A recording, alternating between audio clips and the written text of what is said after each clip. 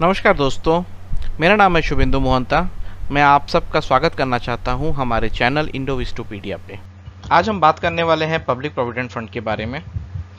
आज हम ये जानेंगे कि पीपीएफ क्या है, पीपीएफ स्कीम में कौन कौन निवेश कर सकते हैं, पीपीएफ का अकाउंट कैसे खोला जा सकता है, पीपीएफ स्कीम के मुख्य विशेषताएं कौन कौन सी हैं, पीपीएफ के अधिकतर पूछे जाने वाले सवाल के बारे में भी कुछ हम जानेंगे।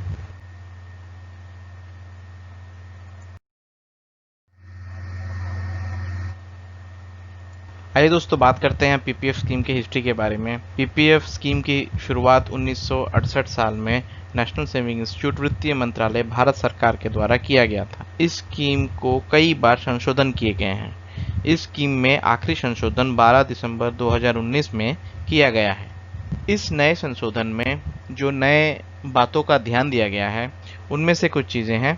उसमें से पहली चीज़ ये है कि अब नाबालिगों के नाम से भी आप पीपीएफ का अकाउंट खोल सकते हैं। गार्डियंस के डॉक्यूमेंट्स के हिसाब से नाबालिग का पीपीएफ अकाउंट खोला जाएगा और उनके 18 साल की उम्र होने तक वो उसमें निवेश कर सकते हैं। दूसरी चीज़ ये है कि आपको हर साल मिनिमम अमाउंट जमा करना है। अगर आप मिनिमम अमाउंट जमा नहीं करते हैं तो आपका अकाउंट इनएक्टिव हो जाएगा, बट फिर भी आपके डिपॉजिट किए हुए अमाउंट पे आपको इंटरेस्ट आखिरी के 15 साल तक आपको मिलते हैं। तीसरा संशोधन ये है कि अब आप पीपीएफ के स्कीम में कितनों ही बार अमाउंट जमा कर सकते हैं। पिछली स्कीम के अंतर्गत यह साल में 12 बार हुआ करता था। अब आप कितनी भी बार चाहें जमा कर सकते हैं और उसका मैक्सिमम अमाउंट 1.5 लाख तक हो सकता है। चौथी चीज जो संशोधन हुई है वो ये है कि पीपीएफ का जो अकाउंट है वो किसी भी डेप्ट रिकवरी कोर्ट ऑर्डर के अंतर्गत नहीं आता है। इसका माने ये है कि अब पीपीएफ अकाउंट जो है बहुत सिक्योर्ड हो गया है और अगर आपका कोई वित्तीय कर्जा या कोई अमाउंट है तो उसके लिए कोर्ट आपसे आपका जो पीपीएफ का अकाउंट है उससे वो आपका भुगतान नहीं करा सकती हैं।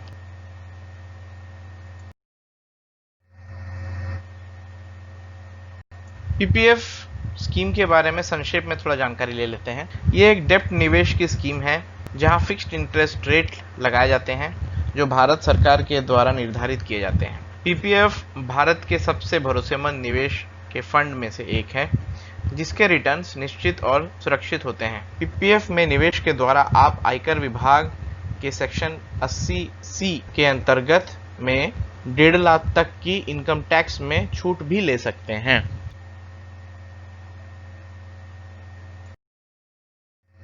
कौन पीपीएफ स्कीम में निवेश कर सकता है? पीपीएफ स्कीम में भारतीय नागरिक जो भारत में रहते हैं निवेश कर सकते हैं। कोई एनआरआई या अपनी प्रवासीय भारतीय जो भारत से बाहर रहते हैं वो पीपीएफ स्कीम में नया अकाउंट नहीं खोल सकते हैं। अगर उनका कोई पुराना अकाउंट है तो वो 5 साल तक वो उसे चला सकते हैं। आखिर में आए संशोधन के हिसाब से अब नाबालिगों के नाम से भी पीपीएफ अकाउंट खोलने जा सकते हैं।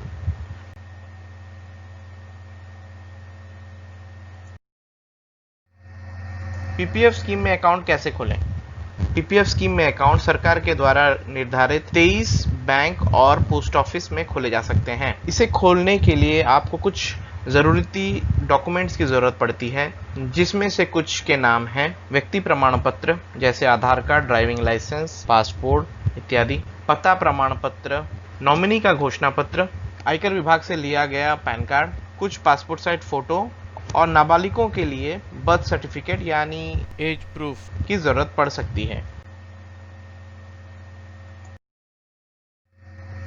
चलिए अब बात करते हैं कुछ मुख्य विशेषताएं पीपीएफ अकाउंट के। इस अकाउंट की अवधि 15 साल की होती है। आपको मिनिमम अपने पैसे जो है 15 साल के लिए लगाने पड़ेंगे। 15 साल के बाद इसका मैच्योरिटी अमाउंट आप निकाल सकते हैं या फिर आप इसको 5-5 साल की अवधि के लिए फिर से बढ़ा सकते हैं। पीपीएफ अकाउंट में सालाना आपको मिनिमम 500 रुपए और मैक्सिमम 1.5 लाख रुपए तक का निवेश कर सकते हैं। पीपीएफ अकाउंट में सालाना आपको इंटरेस्ट मिलता है। यह इंटरेस्ट भारतीय सरकार के द्वारा निर्धारित होता है। इस साल का इंटरेस्ट जो आपको मिलने वाला है वो है 7.1%। पीपीएफ में निवेश करके आप इनकम टैक्स में भी आप छूट ले सकते हैं जो कि सेक्शन 80C के अंडर आता है।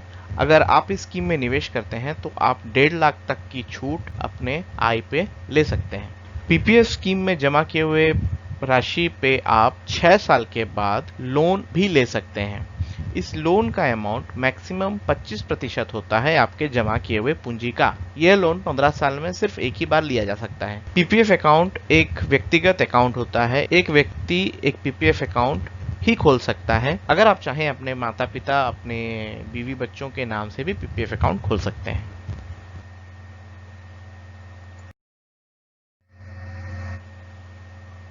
अब बात करते हैं कुछ ऐसे सवालों की जो अक्सर हर निवेशक के मन में आते हैं। पहला सवाल है कि अगर मैंने पीपीएफ अकाउंट में समय पे या मैंने अपना निवेश नहीं किया किसी साल तो क्या होगा।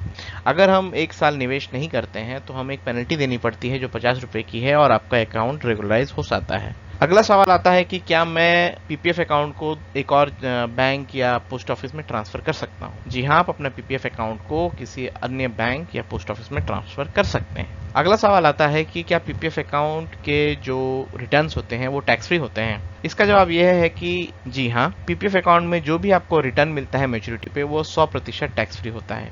इसके बाद सवाल आता है क्या पीपीएफ अकाउंट में मैं अपने स्पाउस के नाम से अपना निवेश शुरू कर सकते हैं। इसका जवाब है जी हाँ, आप अपने पति या अपनी पत्नी किसी के नाम से भी अपना निवेश शुरू कर सकते हैं।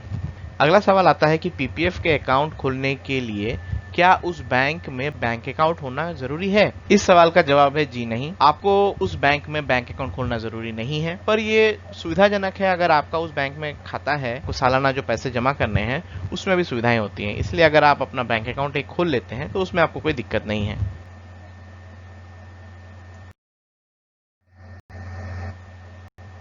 चलिए अब बात करते हैं पीपीएफ कैलकुलेटर के बारे में। यह ऐप ऑनलाइन है, आप भी जाके इस ऐप को देख सकते हैं। इस ऐप में आप ये देख सकते हैं अगर सालाना कोई 1.5 लाख तक का निवेश करता है पीपीएफ खाते में और इसकी अवधि 15 साल की होती है तो आपका निवेश बनते हैं लगभग 22,50,000 और उसी में ही आपको जो इंटरेस्ट आ रहा है लगभग 21,10,000 के आसपास आता है और आपका मेच्योरिटी अमाउंट बनता है 43,60,000 रुपये। ये कैलकुलेशन हमने ग्रो ऐप के वेबसाइट से डाउनलोड करके बनाया है। आप भी अपने निवेश की कैलकुलेशन ग्रो ऐप पे कर सकते हैं। इस ऐप का लिंक हमारे डिस्क्रिप्शन में दिया हुआ है।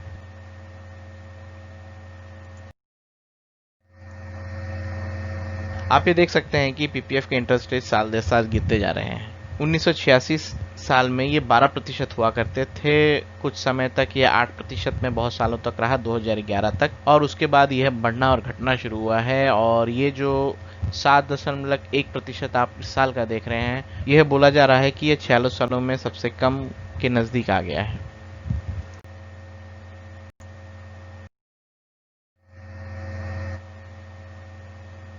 इसी के साथ दोस्तों हमारा ये सेशन यही समाप्त होता है। मैं ये आशा करता हूँ कि निवेश के बारे में हमने कुछ आपको नॉलेज ऐड किया। आप हमको अपने सुझाव हमारे कमेंट सेक्शन में लिखना ना भूलें। आप हमसे जुड़े रह सकते हैं हमारे वेब पेजेस पे जो कि फेसबुक, ट्विटर और इंस्टाग्राम पे उपलब्ध हैं, और आप हमें सब्सक्राइब करना ना भूलें और बेल आइकन को जरूर प्रेस करें जिससे आपको नोटिफिकेशन आएगा जैसे ही हम एक नया वीडियो पोस्ट करते हैं। बहुत बहुत धन्यवाद।